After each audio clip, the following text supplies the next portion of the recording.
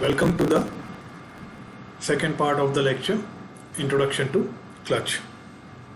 Today we'll see about the clutch operation, and we'll also see in details the various components of the clutch.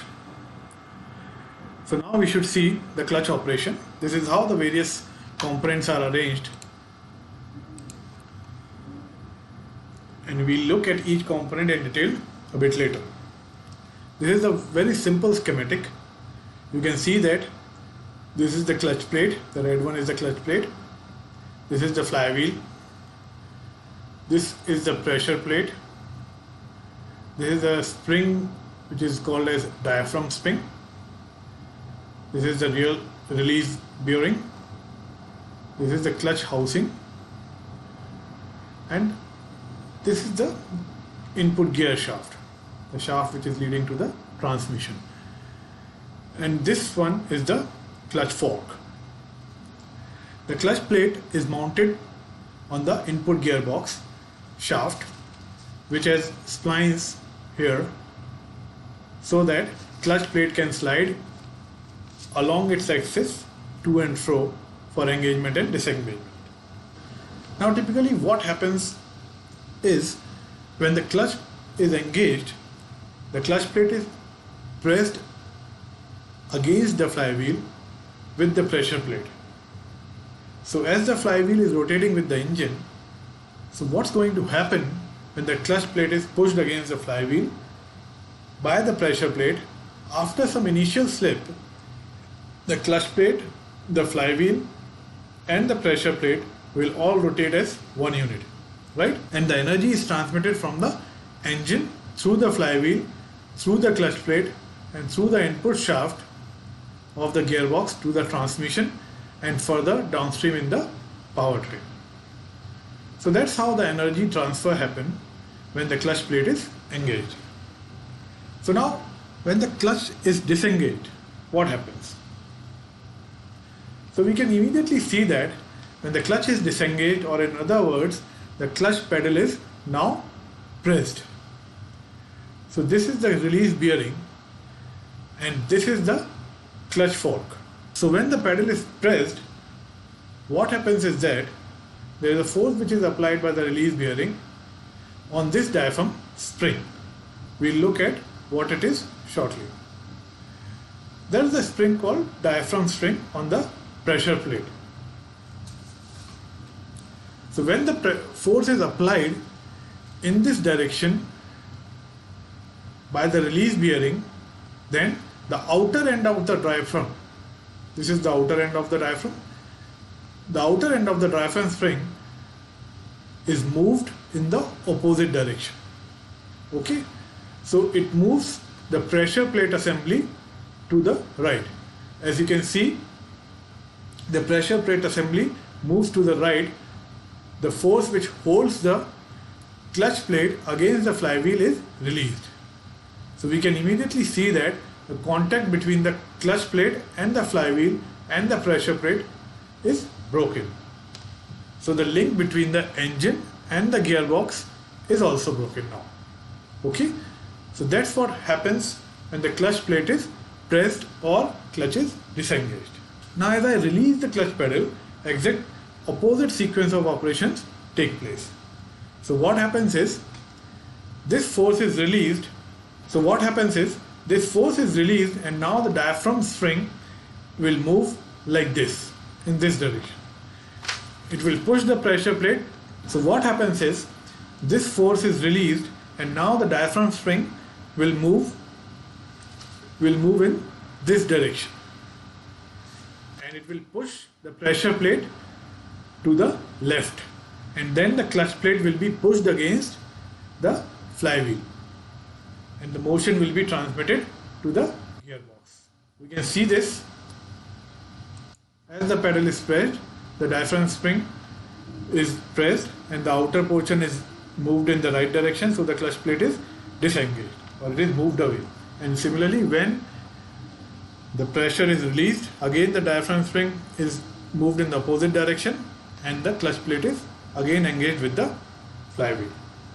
So this is how, so that's what happens in the friction clutch. So these are various components, and this is how friction clutch works. So let's now look at each and every components, and we'll observe that how they contribute in the functioning of the friction clutch. First component that we'll see is the clutch plate. So as we look at the clutch plate, we immediately observe that there is a friction material on it. This here are called splines for mounting the clutch plate on the gearbox input shaft. The splines are like projections on the inner surface, as you can see here, so that the clutch plate can slide on the corresponding splines of the input shaft to the gearbox, so that any rotations of the clutch plate is transmitted to the gearbox input shaft. We can see that this central hub of the clutch plate has splines arrangement. You can also observe that the friction material is riveted on the clutch plate. So the friction material enables the pickup of the torque from the flywheels when the clutch is engaged. We can also see these coil springs which are mounted here along the circle. So these coil springs are mounted in the cavities. You can see these, there are some cavities in the core of the plate, and their main function is to ensure that they reduce the torsional vibrations so that they act as a torsional springs. So when the clutch is immediately engaged, now as the clutch plate is between the flywheel and the pressure plate, so what happens is that the pressure plate pushes the clutch plate against the flywheel. So let's say the clutch plate is at rest and flywheel is rotating at some non-zero speed. So suddenly there is a torque that is transmitted, right? And there is a speed differential, so there can be some jerk due to sudden pickup of the torque. So these coils reduce the torsional vibration which result due to the sudden engagement between the clutch plate and the flywheel. So that's the role of coil springs. So similar mechanism is provided along the axis. So if you look at the section of the clutch plate, you can see that the central plate of the clutch plate, when it goes to the friction material, this is the central plate of the clutch plate, when it goes to the friction material, has a shape like this. It is a thin plate, but it is pressed like this to cushion any sudden load that comes along the axial direction or along the axis when the clutch plate is pressed between the flywheel and the pressure plate. There is also going to be a force along the axial direction. Okay, so it is done suddenly, then there can be shocks and vibrations along the axis. So to reduce and absorb these forces, we have these cushion springs. These are the cushion springs. So we look at this construction, we can see that this material is like blade of a fan. So this comes out from the hub. We can see here. So these are the blades that we are talking about. This is coming out from the hub. So this is like this. So these are the blades which are coming out from the hub. These arms are attached to the central hub of the clutch plate. So these plates which essentially project from the hub, and they are depressed like this. Only a small depression so that the force get cushioned. So this is about the clutch plate. Next we see pressure plate. So this is a pressure plate assembly with so-called diaphragm spring. These diaphragm spring has these fingers. These are the fingers, and these fingers are pivoted at this fiber tray. These diaphragm spring have circular rings on both the sides, so that circular ring acts as the pivoted point. So what happens is that when we depress the clutch pedal, we are actually applying force on this central part of this structure through the release bearing. So when we apply a force which essentially acts on this, So these fingers acts like a pivot here, and so when we apply force, what happens to this other end? It is going to be pulled up, but this end is connected to the pressure plate. So the pressure plate also moves up in this direction, the opposite direction of the applied force. So when the diaphragm spring is pressed in this way, the pressure plate is moved away from the clutch plate by the spring action of the fingers.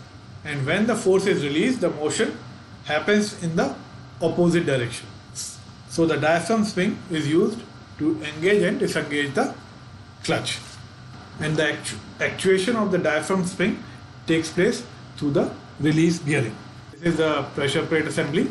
The force is applied at the center by the release bearing, and you can see this is the shape of the fingers. So when we are pressing this in the downward direction or in this direction, then this part or the other end of the spring is pulled up. So this is causing the disengagement. So this is how the actuation takes place. This actuation mechanism can be mechanical also with the use of wires and links, and it can be hydraulic also as shown here. So when we press the clutch pedal with the help of the master cylinder and the slave cylinder, and with the help of this hydraulic fluid which is flowing here, this clutch fork is activated, and accordingly the clutch assembly is getting engaged and disengaged. This hydraulic arrangement is basically multiplying the driver's effort. Finally, what is the torque transmitted by the clutch? So the torque transmitted by the clutch at steady state is given by Tc, that is the torque transmitted, is equal to mu into F axial into Rm into N, where mu is the clutch lining friction coefficient. It is generally 0.3 to 0.45 for organic friction lining, and F axial is the axial force applied on the clutch plate. Rm is the average radius on which the axial force is applied, and N is the number of friction surfaces. Like in case of single clutch plate, the number of surfaces will be 2, and likewise for the multi-plate clutch. So this is all about the introduction of the clutch. In the next lecture, we'll see the derivation of the various equations, the uniform wear theory and the uniform pressure theory. So thank you.